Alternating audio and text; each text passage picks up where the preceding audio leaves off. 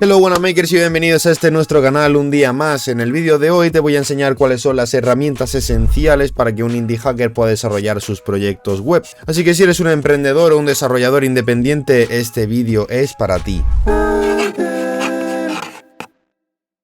Puede que hayas llegado a este canal por casualidad y que no sepas lo que es un indie hacker, que no es un hacker indio, sino una persona que crea sus proyectos digitales desde casa, así como podría ser yo, e intento monetizarlos lanzándolos a la red. El tema es que para desarrollar estos proyectos necesitamos ciertas herramientas, tanto de programación como de organización, etcétera, etcétera, que son vitales para que el proceso salga lo mejor posible. Y en el día de hoy te voy a contar cuáles creo que son las mejores para que puedas empezar a tomar tu rumbo como indie hacker. Sin más dilación, la primera herramienta, no quiero enrollarme mucho, los editores de código. ¿Qué es un editor de código? Un editor de código no es más que una herramienta en la que podemos escribir nuestro código de programación, que realmente se puede hacer en el bloc de notas y sería igual de funcional, pero estos editores de código nos ofrecen un montón de ayudas y plugins que nos pueden hacer el proceso mucho más llevadero. ¿Y cuál es el editor de código que yo recomiendo? Pues Visual Studio Code, no tengo ningún tipo de duda. Sinceramente he trabajado con muchos editores de código, pero creo que Visual Studio Code está a otro nivel, ya que no solamente es gratuito, sino que la de extensiones y herramientas que se le pueden instalar son una barbaridad. Te menciono algunas de ellas, como por ejemplo el Bracket Pair Colorizer, que simplemente te pone las llaves de colorcitos, pero ya sabes cuál va con cada una y se agradece un montón. O Tab9, por ejemplo, que está potenciado por inteligencia artificial y te ayuda a completar el código y que sea mucho más rápido de escribir. Pasamos con la segunda herramienta, control de versiones. ¿Qué es esto del control de versiones? Me estaréis diciendo. Pues el control de versiones no es más que poder llevar un registro y un orden de los cambios que se hacen sobre tu proyecto. Entonces existen servicios como el de GitHub o el de Bitbucket que nos permiten subir a la red nuestro proyecto y conforme hagamos cambios se van actualizando. Esto nos permite llevar un completo orden de todo lo que ocurre y poder incluso trabajar en equipo de manera mucho más sencilla. Todos estos están basados en el sistema de Git, por tanto da igual que uses Bitbucket o que uses GitHub o uses cualquier otro, ya que todos funcionan con el mismo sistema, y la manera de subir nuestros archivos será mediante la consola de Git Bash, aunque en el caso de GitHub tenemos GitHub Desktop que funciona muy bien y hace que sea mucho más fácil el tema de llevar el control de versiones, así que te recomiendo que le eches un vistazo. Pasamos a la tercera herramienta y estaríamos hablando de un software de organización, de planificación de tareas. Realmente esto lo puedes hacer en una libreta si te resulta más cómodo, pero en mi caso me encanta usar Notion, por ejemplo, ya que al principio es un poco difícil de aprender a usar, pero en cuanto le pillas un poco el truco, te empiezas a organizar mucho más rápido y yo no solo en mis proyectos, sino que mi día a día lo llevo en Notion y me organizo muchísimo mejor.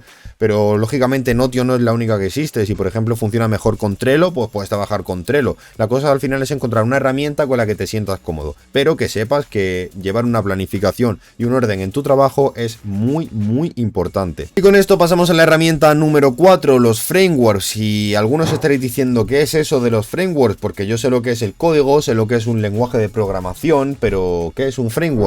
Un framework, como su nombre indica, es un marco de trabajo de un lenguaje de programación que ya existe previamente, pero mejorado. Si hacemos la analogía con un videojuego, sería como tener el videojuego base, que sería el lenguaje de programación, y luego, si le instalamos un DLC, sería el framework, que nos añade muchas más mejoras, ¿no?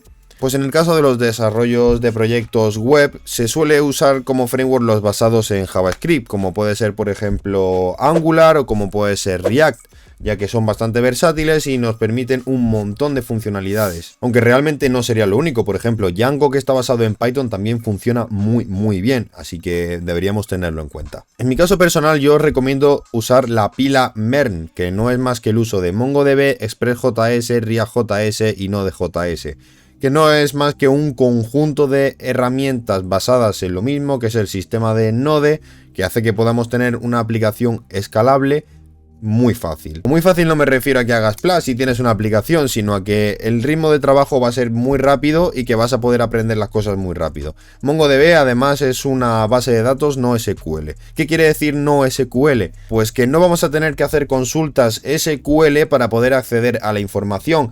Por lo tanto, no tendremos un sistema que sea relacional. Niveles muy básicos de entender, va a ser mucho más fácil con una no SQL que con una SQL. Aunque sí es verdad que una SQL nos va a poder permitir llevar un registro de nuestros datos mucho más personalizado. Con esto pasamos a la siguiente herramienta, la número 5 si no me equivoco. Y es que una vez que tengamos nuestro proyecto terminado de desarrollar, tendríamos que hacer pruebas de rendimiento, pruebas de funcionamiento, de ver que todo está bien, que aguanta cargas de trabajo. Esto te invito más a investigarlo por tu cuenta, ya que hay un montón de tipos de pruebas de rendimiento, funcionalidad, carga, volumen, y no tiene sentido que te las explique aquí todas porque son un montón y no te van a interesar la gran mayoría. O sea, al final depende del proyecto que estés realizando. Pero sí que es importante la siguiente y última herramienta, el hosting y despliegue. ¿Qué es el hosting? El hosting no es más que el servicio que coge nuestro proyecto o aplicación web y lo mantiene en la nube para que los usuarios puedan consumirlo. Pero para esto previamente tenemos que hacer un despliegue. ¿Qué es el despliegue? Simplemente lanzarlo para que pueda estar hosteado en la nube. Y hay distintas herramientas que también nos sirven para poder hacer estos despliegues. Te invito a investigarlas todas, pero yo puedo hablar de mi experiencia. Yo en mi experiencia he trabajado con Vite y he trabajado con Netlify. Sí que es verdad que he trabajado más con Netlify que con Vite, así que os voy a hablar más de Netlify.